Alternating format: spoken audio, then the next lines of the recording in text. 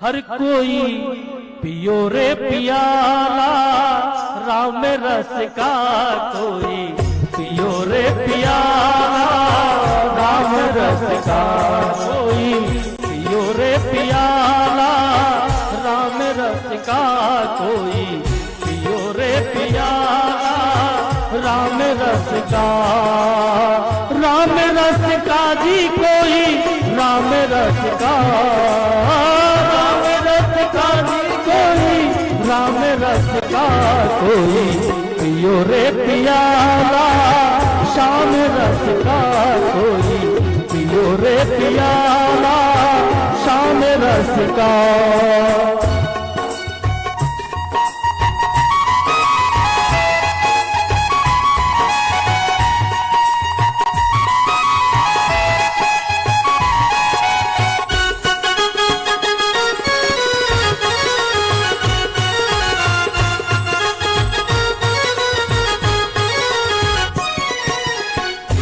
कोई पियो रे पियाला राम रस का, कोई पियो रे पियाला राम रस का।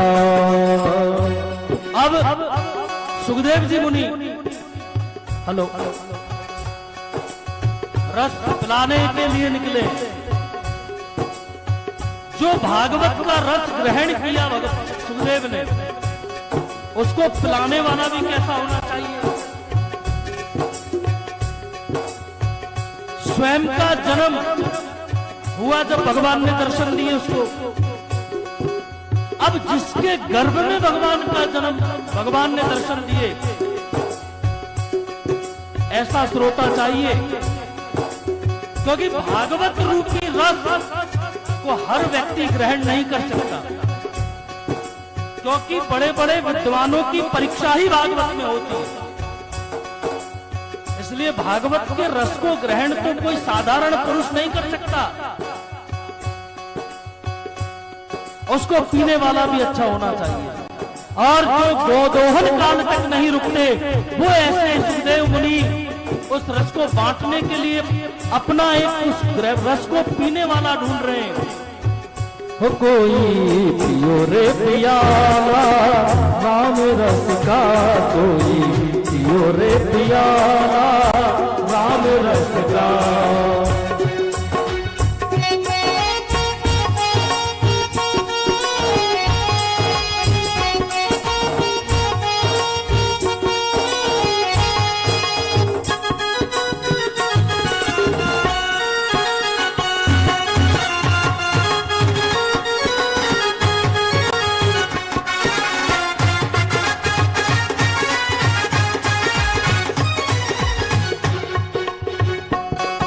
वो उस रस को पीने वाला कहां बैठा है? गंगा के तीर पर। कहां बैठा है? गंगा के तीर पर। अब वो सुखदेव जी मुनि उस रस को बांटने के लिए निकले, वो भी वहां उस गंगा के तीर पर पहुंच गए। सुखदेव मुनि को सब ऋषियों ने देखा। ऐसे परमहंस आत्मा राम, जिसके शरीर पर एक सिर्फ लंगोटी है। नर और पुरुष, नारी और नर, पुरुष और महिला, जिनकी दृष्टि में कोई भेद नहीं है। ये स्त्री है, ये पुरुष है, जिसके मन में काम होता है उसके भेद होता है। अरे वो सुखदेव जो राजा जनक जिसका गुरु हो, ऐसा वैसा भी कोई सुखदेव जी का गुरु नहीं है। राजा जनक उनके गुरु हैं, जो विदेह है, जिनकी नगरी क्या है? मिथिला। आगे कथा में वर्णन करेंगे इसके विषय में। ऐसा शिष्य जो आत्मा में सिर्फ उस रस को पिलाना चाहता है, पर व्यक्ति विशेष अच्छा होना चाहिए, उस रस को जो ग्रहण करे और एक ही राम का नाम।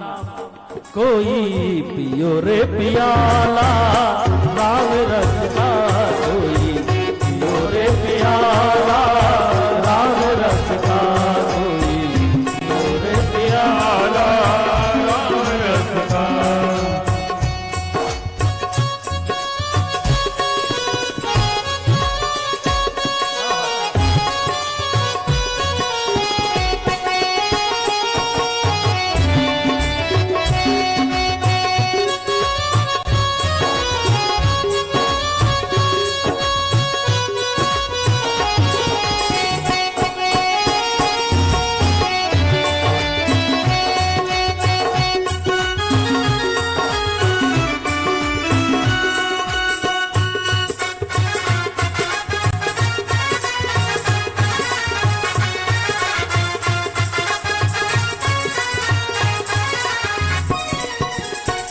परी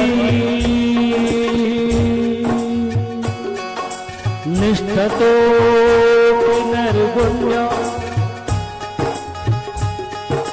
उत्तम श्लोक लीलया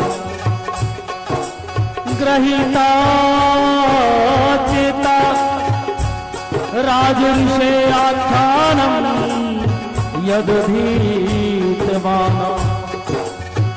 आत्मा रामश्च मुनियो निग्रन्था अप्योर्ग्रमे कुर्वन्तः हेतुकिं भक्ति मिथ्यं विभूत गणो हरि। ऐसे आत्माराम मुनि हैं जो किसी गृहस्थ के यहाँ अगर पहुंच जाए, वैसे तो किसी गृहस्थ के यहाँ ठहरते नहीं, लेकिन अगर किसी गृहस्थ के यहाँ पहुंच जाए तो जितना समय गाय धोने में लगता है उतने समय अगर उस गृहस्थी के यहाँ टिक भी गए तो वो स्वर्ग बन जाता है, वो घर उसका स्वर्ग बन जाता है। वो आत्मा राम सुखदेव जिस नगर से गुजरे उस नगर का वातावरण अच्छा हो जाता है। कई लोग तो पागल समझते हैं, अच्छा भक्ति करने वाले को पागल ही समझा जाता है और उसको दुखी ही समझा जाता है। अब जिसके पास धन हो वो ज्यादा दुखी है, धन है तो नींद नहीं आती।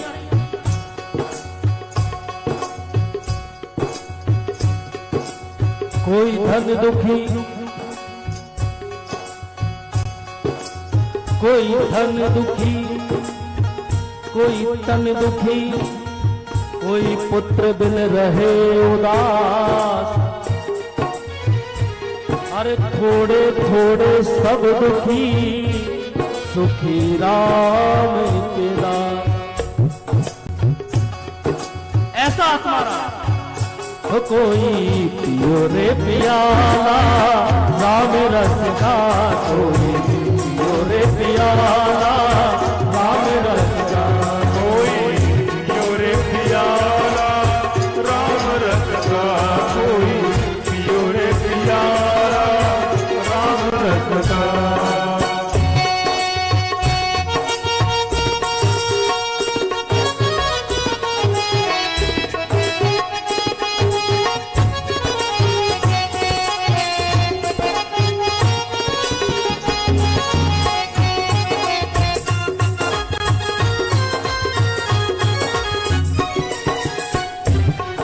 अब वो आत्माराम भजनानंदी वो उस गंगा तट पर आए जिस पर राजा परीक्षित बैठा है और उनके दादा पाराशर और पिता व्यास भी वहीं बैठे हैं। अब एक ज्ञानी व्यक्ति, एक परमहंस जो आत्मा में परमात्मा को, जिसकी आत्मा में परमात्मा है, ऐसे ज्ञानी बेटे को देख करके किसका मस्तक ऊंचा नहीं होता। अगर बेटा कलेक्टर हो जाए, मान लीजिए मोदी जी की मां, उसको कितना गर्व था मेरा बेटा प्रधानमंत्री है। अब जब ऐसा बेटा सुख हो जिसको भागवत का रस मिल गया हो, जो आत्मा राम हो, भजनानंदी हो, और वो आ रहे हैं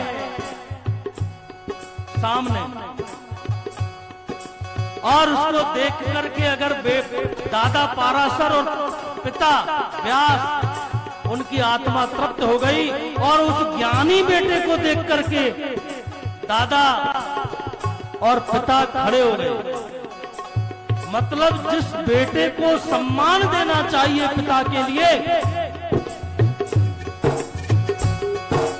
जिस बेटे को पिता को सम्मान देना चाहिए, आज दादा पाराशर, आज पिता व्यास अपने बेटे को देखकर ऐसे आत्माराम भजनानंदी और जिसने भागवत रस का पिया है और जो भागवत का उत्तम अधिकारी है, और उत्तम वक्ता भी है, उसको देख करके खड़े हो गए। विचार करो, अपने से ऊंचा आसन दिया है, दिव्य आसन पर बिठाया अपने पुत्र को, और राजा परीक्षित ने दिव्य आसन दिया और चरण अर्चन किए और पूछा, हे मुनि, हे ऋषि, मेरा एक ही प्रश्न है, म्रियमाण पुरुष को क्या करना चाहिए, मरने वाले पुरुष को क्या करना चाहिए? तो सुखदेव जी मुनि कहते हैं, कोई पियो रे पियाला राम रस का, कोई पियो रे पियाला राम रस का, कोई पियो रे पियाला राम रस का, कोई पियो रे पियाला राम रस का, कोई पियो रे पियाला राम रस का, कोई पियो रे पियाला राम रस का, कोई पियो रे पियाला राम रस का। हो कोई पियो रे पियाला राम रस का, हे राम रस का जी, कोई श्याम रस का, कोई